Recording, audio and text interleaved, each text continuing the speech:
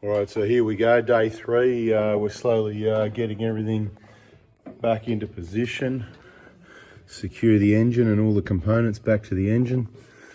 Head hoses on, engine mounts, wiring loom, compressor, connect all the plugs. This side mainly wiring, getting it back to where I've got it now. I've just got to figure out where it's all got to go, and hope we didn't forget anything down deeper in there.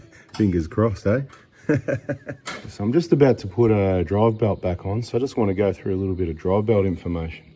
Looking at this belt, I'd say it's been replaced at some stage, or it's just got some wear and become discoloured and it's a genuine, because it does have, see the surface of the genuine belt?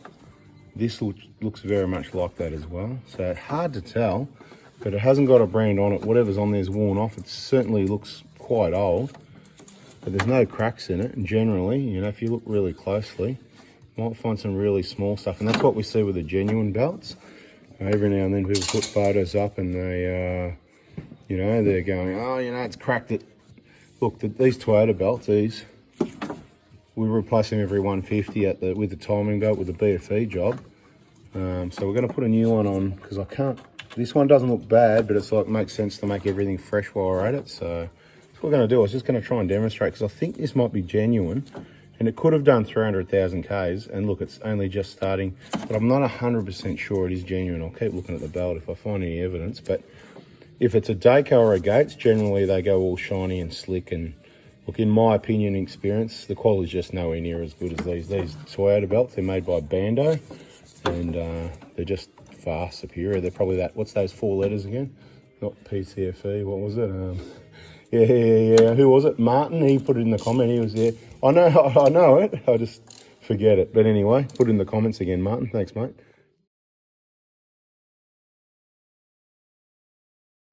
All right, so we're getting to the business end of the deal now.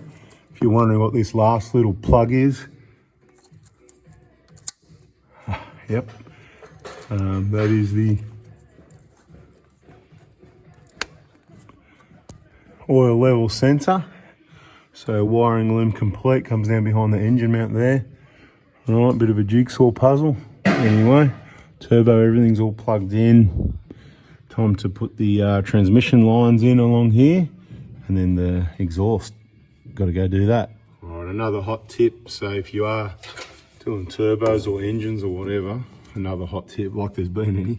But anyway, I'll just put this heat shield back on. But the point is, there's 2 heat shields. The top one, when you put it on the turbo, you got to line it up so you can keep this hole open. Otherwise, later when you come to put this heat shield on, you won't be able to get that bolt in the hole. Anyway, so those 2 bolts are on. Everything's plugged in. Check. Transmission lines are on. Oil level sensor's plugged into the right hole now instead of in the bloody thread hole. What did I put it there for? To straighten this out a little bit. Not that it really matters. And if it's all clear in here, we'll put the flaps back on and close the door. And what would normally be a really straightforward job putting the exhaust on, we've got 2 people trying to manhandle, get this bolt in, because the exhaust has been obviously severely damaged. When I removed these bolts, I noticed how hard it was pulling and that sort of thing. Although this is really unusual, didn't look back. And now it's time to put it back together. 2 people manhandling, levering, twisting. We haven't worked out what we're going to do yet. Kind of needs a new exhaust system, but we'll just keep working on it, you know. Another hour or 2. Anyway, I'm not proud of the exhaust, but it is a bent damaged exhaust, and we had to do what we had to do. We could not get the bolt started, so we tapped another thread, slightly, sort of half a thread on a bit of an angle, so we could get the bolt in on an angle. That's all we could do. We haven't got a new exhaust here. We're not an exhaust shop, but it's back on. Hopefully it doesn't leak. I just want to talk about this bash plate a bit. A couple of problems with it. Obviously, like a lot of bash plates, if you go off-road, you're going to hit these bolts. You're going to bust those off or make them very difficult to get on and off. Not bad for the oil change, not a bad idea. But yeah, not a good idea here, just putting it out there. These recessed ones, pretty good idea, and you can loosen those off and only take the front ones off to slide the front plate off, so that's not bad. It's almost a bit of a similar to K-on, isn't it? K-on's obviously what we'd go with. And the other big problem I see is, see these plates at the front here? When you travel outback, stuff like that, what happens is, see that one that's missing?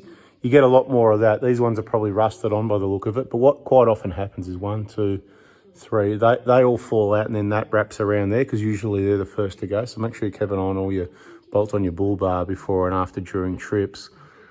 But what I wanted to say, at the other end of the plate, on this design, there's only 2 holding it, which isn't enough, in my opinion. You know, if they vibrate, there's only 2 that can vibrate, and they will vibrate loose. They're only little M6s as well. So if you're only going to have 2, an M6 isn't enough either. So if you're going to have M6s, please put 4. And if you're going to have just 2, well, you need at least M8s or something like that, like these ones here, just to cope with it a little bit more, because they need to be quite tight to, you know, against the vibration, so they don't vibrate loose, and you can only go where you can go with M6s. And once again, this one looks reasonable, this one's old and rusty as well, and you know the rest of the bolt's old and rusty as well. So what's going to happen? Yeah, it's not really going to, yeah, it's not too exciting. Anyway, that's just wrapping up this engine job, just getting it all back in there, finishing it off. Oh well, anyway, enough having a whinge up. The top's looking fairly done. We've got pretty much everything connected to the end. We've just got to put the radiator back in. That's what's happening next. Obviously still airbox and batteries and stuff like that. Bonnets, you know, still plenty to go actually, but yeah, radiator's going in next. We've just given it a good clean up, external flush. Optional if you want to put new radiators in when you do engines, as long as it looks reasonable, it's not leaking, it looks clean, you can reuse it. But some people are just going to put a new one in, so we're going to keep radiator in stock as well for that option. All right, so it's almost starting to look finished. We've got the batteries sitting in. We've got to put the airbox in. We've got all new clips here because the old ones are dodgy aftermarket ones. Very difficult or almost impossible to reuse. So we just put all new ones in. So 10 clips at $3 each, another $30. People, don't wreck these clips. Watch the videos, subscribe, turn the bell on. You just push them to release them. It's so easy. Just push that and then it comes out. Then you reset it instead of prying them out and destroying them, and then they all fall out. And don't press them until you're ready to release them, because if you press this, it releases it, and that's why they fall out. So they're really simple, easy to use, but once again, people generally don't understand. So let's get this airbox in, hit the go button and see what happens, eh? See what happens. So we put, we put oil in, 7 litres. We put coolant, about 7 or 8, needs a bit more coolant. I'll go get another bottle. Beautiful.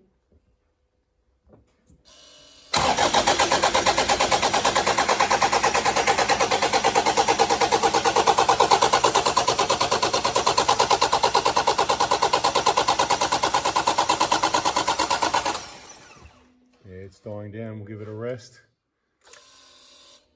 Beautiful.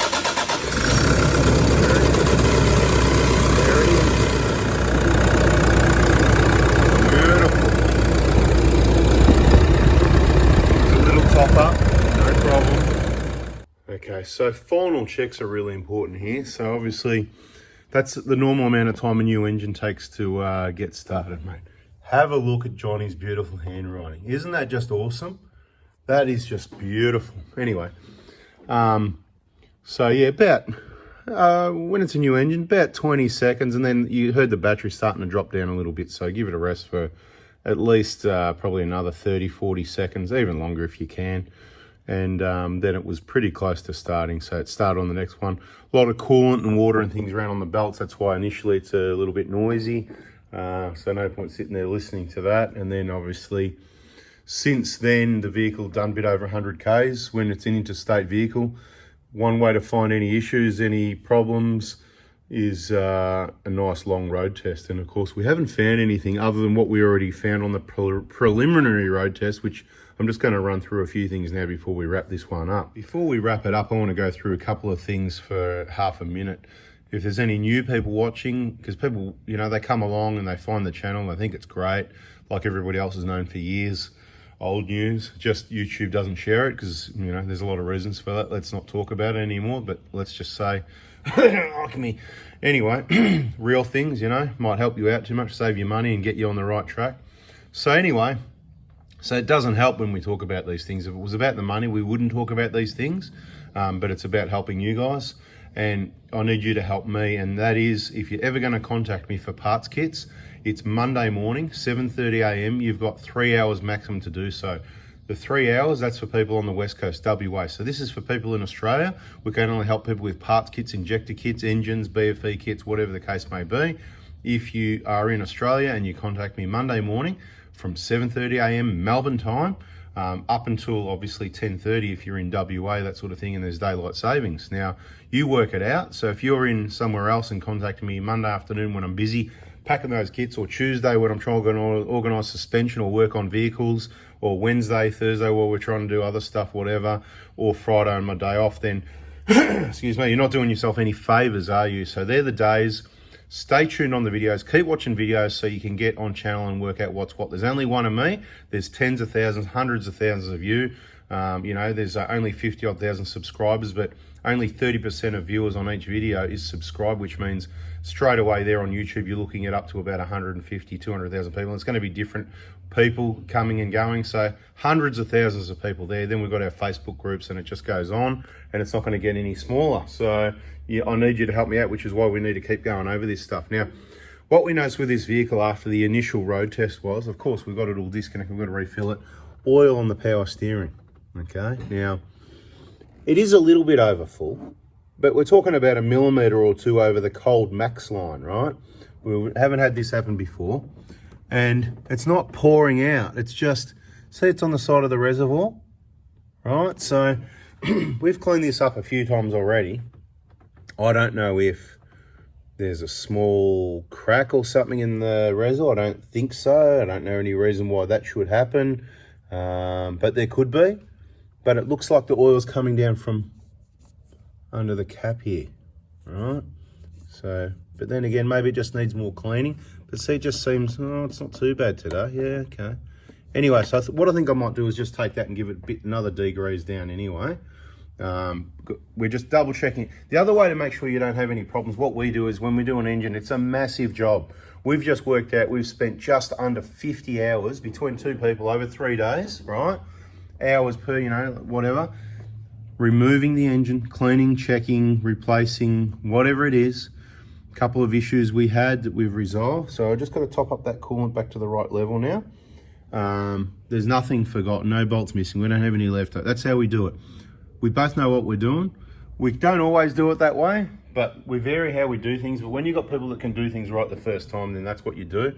And if you've got two people on the job, there's virtually no chance anything is going to be forgotten, because visually you kind of like keep an eye on each other as well. You know what each other's doing, communicating, talking to each other. You did this, you did that, I did that, you did that, blah, blah, blah, right? So I'm going to clean this up, top up the coolant, and then let you have a final listen to it, because this thing is just bloody beautiful, like a new car. I love it. We're going to wrap this up, so I'll just top the engine oil up a little bit to get it on the full line. Oil's cold, so it's just on the full line. When it's hot, it'll go above that soon afterwards. So it's in videos, you can understand that. Spilled a little bit of coolant, getting it up to the level that I want it at. Bloody beautiful. What else? So yeah, that power steering, I'm going to go watch that now. The level's good.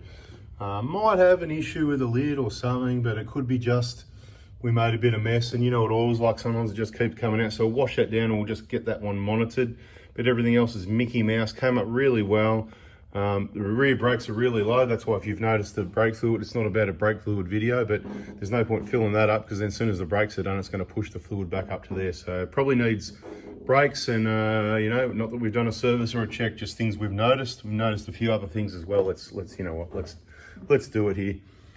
Recently, I believe there's an Anderson plug that's been added in here, and it's got a circuit breaker here, no worries, but you know, it's zip tied onto the lines and stuff there directly against it.